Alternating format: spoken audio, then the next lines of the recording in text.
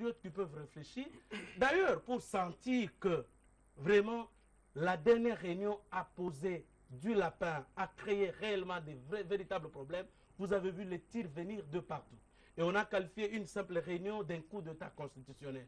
Alors que chaque jour ici, nous avons des réunions qui se tiennent dans cette ville. Chaque jour ici, nous avons des réunions qui se tiennent dans ce pays, où l'on est en train de cogiter les référendums, où on est en train de cogiter telle ou telle autre chose qui soit contraire, n'est-ce pas, à la Constitution en vigueur. Donc c'est tout simplement pour vous dire que moi, je ne vois pas en quoi cela peut constituer un problème, qu'ils aient réfléchi ici, qu'ils aient réfléchi à Malembankoulou, qu'ils aient réfléchi... Alors, M. Kadé, réfléchissons un peu. De quel œil le Belge vous voit et puis comment est-ce qu'il vous considère lorsque vous avez des petits problèmes, vous venez chez eux encore une fois, alors que nous savons tous que le passé n'a pas été bien, c'était des colonisateurs. Mais lorsque nous allons encore rechercher chez eux qui viennent nous libérer, est-ce que nous ne nous plaçons pas dans une autre sorte d'oppression sans le savoir? S'il vous plaît, chers confrères, qui a invité?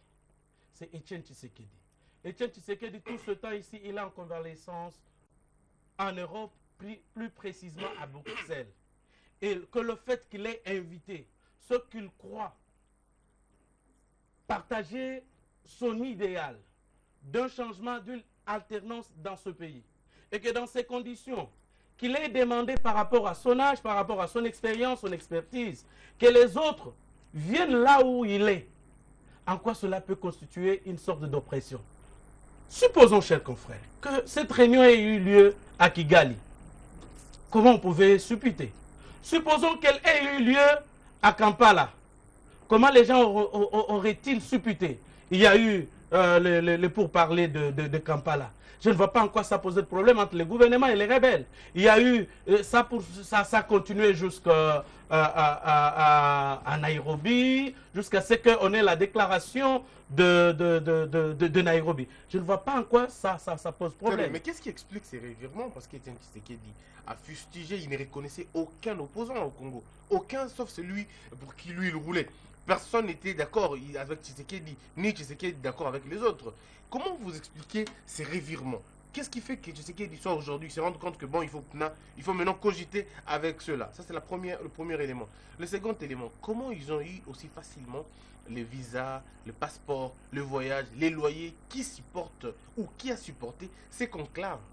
Y a-t-il une main noire ou y a-t-il un financement? Ça provient d'où? Par rapport à votre deuxième question, je ne saurais pas y répondre parce que je n'ai pas été ni dans l'organisation ni invité pour savoir comment ont-ils eu leurs moyens. Mais je crois que ce sont des adultes, ce sont des responsables qui plusieurs fois effectuent des voyages en Europe. Et on n'a jamais demandé à qui que ce soit d'où est-ce que Fayoulou tire son argent pour effectuer des voyages en Europe, aux États-Unis d'Amérique. La famille, par exemple, de l'honorable du Bas-Congo, Puela, Fabrice Albert, de temps en temps, toutes ses vacances, en dehors de son Bas-Congo natal, il les passe à côté de son épouse, de ses enfants qui sont aux États-Unis d'Amérique. Vous n'allez pas me dire que tous ces voyages-là... Votre confrère Eliezer aussi était là. Finalement, c'était un... Non, en effet. On a rencontré tout le monde, en tout cas, les ingrédients. C'est justement pour vous dire que non, ce sont des responsables. Leur dire où est-ce qu'ils ont trouvé de l'argent, je crois que c'est de l'insulte. C'est une humiliation à leur personnalité. Et je ne peux pas m'engager dans un combat comme celui-ci, où je puis demander à Eliezer qui travaille, comment est-ce que tu as trouvé le billet aller-retour sur Bruxelles, c'est combien? C'est pas plus de... Mais alors, le revirement, tu sais qui dit... Le revirement, s'il vous plaît. On est en politique et la politique est dynamique. Okay. Par le dynamisme de la politique, c'est lorsque nous nous retrouvons dans un seul angle, avec un seul idéal, nous pouvons à un moment donné nous décider que M. Diana, M. Christian, nous nous mettons d'accord pour foutre dehors quelqu'un qui peut être un désordonné, par exemple, comme le rédacteur en chef du journal L'Avenir, M. Pius Romain Roland. Donc, lorsque nous avons une cible comme celle-là, lorsque nous avons une cible comme celle-là, c'est-à-dire nous disons qu'il constitue pour nous un obstacle. Nous allons nous mettre d'accord. Ici, l'idéal du conclave de Bruxelles, c'est quoi? C'est obtenir l'alternance qui, à mon avis, me semble le principal thème de ces duels. Je crois, à ce moment-là, nous pouvons nous mettre d'accord, quitte à obtenir l'objectif que nous sommes fixés. Et c'est l'objectif pour l'instant, parce qu'on a dit ici, on a tiré sur Katumbi pour vous dire que non, il est candidat à quelle élection? S'il vous plaît, je suis politologue de formation, chers confrères. Dans tous les pays organisés, démocratiques, la fin des mandats, l'année qui précède la fin de ce mandat, pour les démocraties qui sont assises, il y a des primaires dans tous les partis politiques où les membres... En effet, c'est faux pour vous. Mais moi, je puis vous dire, aux États-Unis d'Amérique, on a commencé les primaires depuis l'année passée. Et ça a commencé depuis l'année passée. Aujourd'hui, on est pratiquement en train d'aller vers la convention. On avait 7 candidats en France, au niveau des partis politiques. En France, aujourd'hui, on est dans les primaires. Déjà, les candidatures s'annoncent. Nous connaissons déjà Ramayad qui sera candidat. On connaît déjà les candidatures.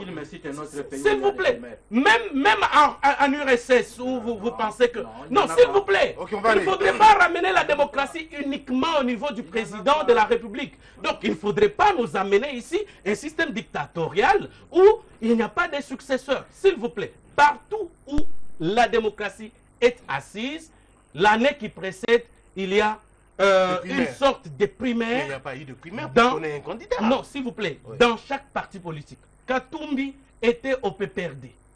Toute personne qui a pensé, qui a réfléchi, qui a dit un seul jour que je puisse être, qui a pensé au Dauphinat, comme c'est le mot indiqué dans les sphères politiques, qui a parlé de ça a été traité de blasphème et rejeté en dehors de la majorité présidentielle. C'est subjectif, hein? Ce n'est pas subjectif, c'est objectif. Je peux vous donner les faits. En politique, ce sont les faits autour desquels moi je suis en train de cogiter. Je ne parle pas des individus. Très bien, on va passer... Donc c'est justement pour vous dire ceci. C'est justement pour vous dire que si Katumbi s'est annoncé, c'est parce qu'au regard du calendrier électoral consacré par la Constitution de la République démocratique du Congo, il faut savoir, en dehors des autres instances, en dehors des autres responsabilités, que le calendrier électoral pour le président de la République est constitutionnel et fixé par l'article 73 qui fixe, je cite, que la CENI convoque les corps électoral 90 jours avant l'expiration du mandat du président de la République. Et en conséquence, au plus tard, au mois de septembre, il faudrait que la CENI, conformément à cette constitution, convoque le corps électoral. Et en fonction de ça, même Pius peut s'annoncer candidat à la présidence de la République. Je reviens à vous. Alors, Monsieur Diana, on parle de la question. Est-ce que vous avez quelque chose à répondre par rapport à ce que vous avez dit? Je voulais... Nous allons avec la question de Kodjo. Je voudrais d'abord constater que notre ami combat une passion par le moyen de la même passion. Il a dit ici qu'il va analyser les faits, il ne va jamais citer des noms. J'ai entendu Fabrice Pouela, j'ai entendu Fayoulou. Alors que je me demande pourquoi, comment ils sont tombés dans ces faits. Est-ce qu'ils sont des faits, ces gens-là? Alors que moi, citant des gens, en répondant à votre question, lui, personne ne lui a posé la question sur ces gens-là, il en a parlé. Non, il a posé la question de savoir que ces gens je voudrais de l'argent ou... Et ce sont des responsables. Je voudrais dire ceci. Qu'à part les États-Unis et la France, où il y a des primaires, et d'ailleurs en France même, la droite va faire les primaires pour la première fois cette année. Il n'en a pas eu, il n'en a jamais eu. On ne doit pas venir nous dire je suis politologue, je suis ceci, et que le primaire, c'est un principe qui est enseigné dans les sciences politiques. Mais nous savons. Ce sont des pratiques que certains, en Allemagne il n'y en a pas, dans beaucoup de pays il n'y en a pas, en France et aux États-Unis, et en France c'était les socialistes, maintenant la droite qui veut y aller, il ne faut pas nous ériger des principes la Tanzanie de votre petite expérience. Bon, je voulais dire ceci aussi, en ce qui concerne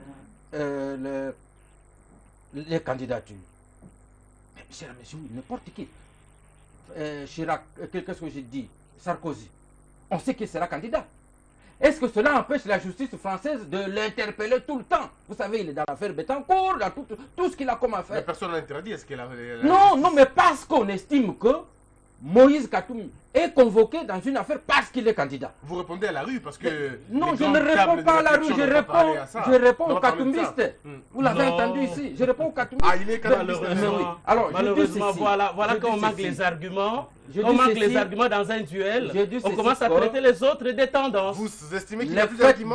Non, mais il n'a pas d'arguments. D'avoir les ambitions, n'importe qui peut avoir les ambitions. Mais le fait d'avoir des ambitions ne vous dédouane pas de vos responsabilités. Alors, monsieur Et Diana, c'est pourquoi je donne l'exemple de Sarkozy. Alors, monsieur Diana, parlons de Dem Kodjo pour continuer. Est-ce que vous ne pensez pas que la peur a quitté des camps, a changé des camps finalement? À l'époque, c'était l'opposition qui avait bien peur de Dem Kodjo. Maintenant, on a l'impression que c'est maintenant la majorité présidentielle qui commence à avoir peur de Dem Kodjo, qui attend que Tshisekedi dise quelque chose. Il dit qu'il ne peut pas aller au dialogue sans l'avis de Tshisekedi. Est-ce qu'il pèse pas plus que vous, finalement? Non. Vous savez, la dernière mission du FMI a dit ceci, qu'à cause de l'incertitude politique en RDC, la situation économique de la RDC va être pire. C'est le FMI qui l'a dit.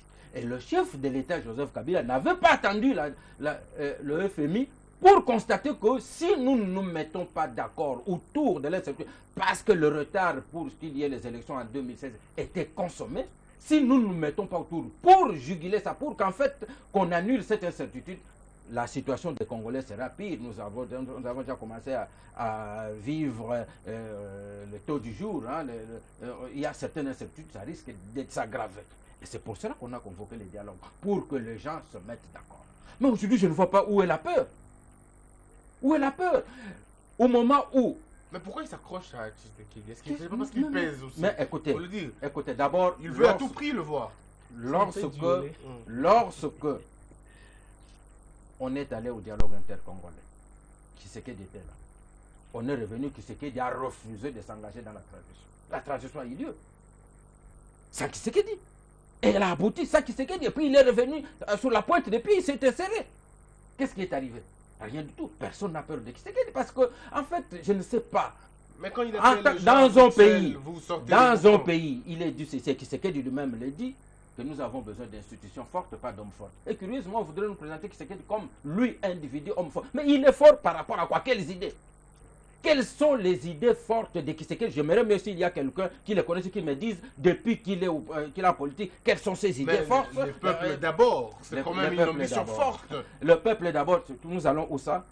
Dans le parti-État où on dit, l'UDPS, son parti serait la nation congolaise organisée politiquement. Pour qu'un parti politique se dise, parle au nom du peuple, mais ce parti-là doit être le parti-État.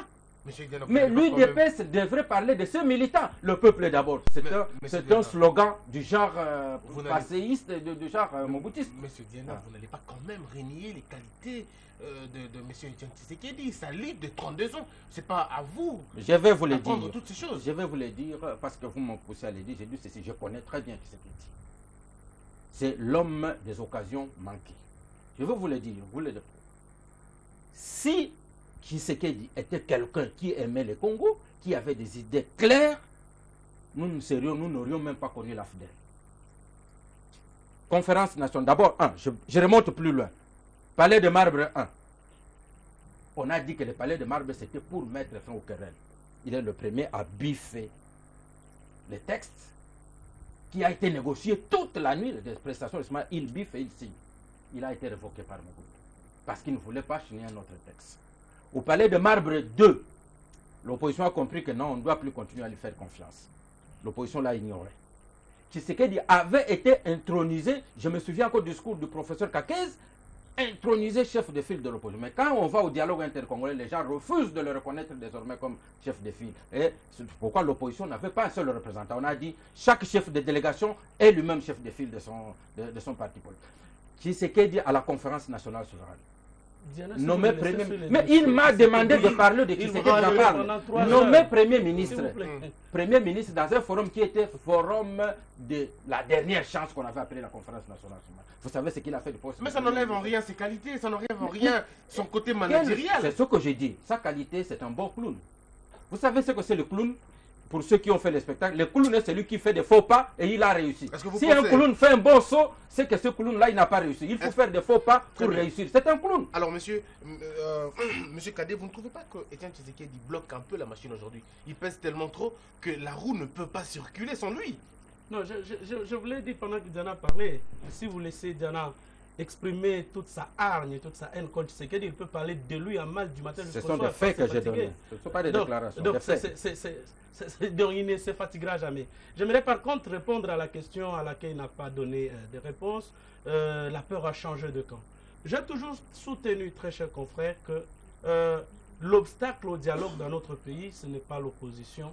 L'obstacle dans notre pays, c'est le pouvoir, c'est le régime. Comment ça, pourtant, celui qui demande? S'il vous plaît, pourquoi c'est le régime? Nous sommes les premiers pays à avoir sollicité le dialogue ou les concertations nationales et consorts avant le Rwanda, avant l'Ouganda et même avant le Congo-Brazzaville. À l'époque, d'ailleurs, lorsque les cogitations commençaient, il y a eu les députés provinciaux du Katanga, Nazem Nazembe, qui avaient demandé, qui avaient même donné un cahier de charge pour ce dialogue-là, que nous réfléchissions comment est-ce que nous devrions bondir vers la 4e République en consacrant dans notre constitution la démocratie consensuelle. Mais on ne l'a pas écouté à l'époque.